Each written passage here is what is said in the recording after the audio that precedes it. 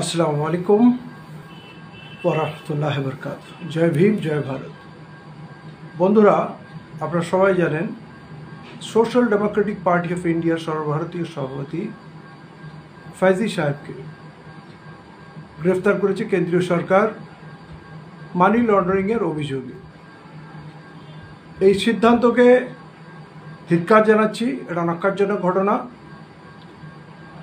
কেন্দ্রীয় সরকারের যে পরিমাণ অর্থ তছরূপ আছে ধরা পড়েছে, যে পরিমাণ শেয়ার মার্কেটের কেলেঙ্কারি ধরা পড়েছে, যেখানে প্রধানমন্ত্রী এবং হোম মিনিস্টার সেই স্ক্যামের সঙ্গে জড়িত, যেখানে দেশের সম্পদ লুট করে কর্পোরেট কোম্পানিগুলোকে দান করা হচ্ছে, দেশের সম্পদ লুট করে বিদেশে যারা পালিয়ে যাচ্ছে তাদের বিরুদ্ধে কোনো পদক্ষেপ নেই।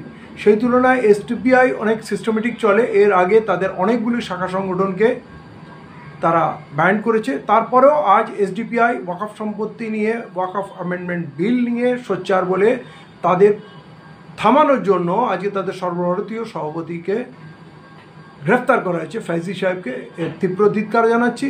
এবং দেশের সমস্ত বড় সংগঠন, গণতান্ত্রিক, যারা গণতন্ত্র প্রেমিক এবং যারা সংবিধানকে ভালোবাসেন এবং যারা দেশের এই ফ্যাসিবাদ শক্তির বিরুদ্ধে আছেন, বিশেষ করে জামাতে ইসলামী, জমিয়তে উলামা হিন্দ, আরও যারা দেশের বড় বড় সংগঠন আছে জাতি ধর্ম নির্বিশেষে, তাদের প্রত্যেকের কাছে আবেদন করব কঠোর ভাষায় এই সিদ্ধান্তকে খণ্ডন করুন।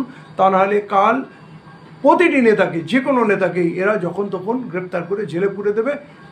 নামমাত্র বাহানায়, তার প্রমাণের কোনো প্রয়োজন নেই। গণতন্ত্রকে হত্যা করছে এই ফ্যাসিস্ট সরকারের বিরুদ্ধে সবাই ঐক্যবদ্ধ হন। ধন্যবাদ।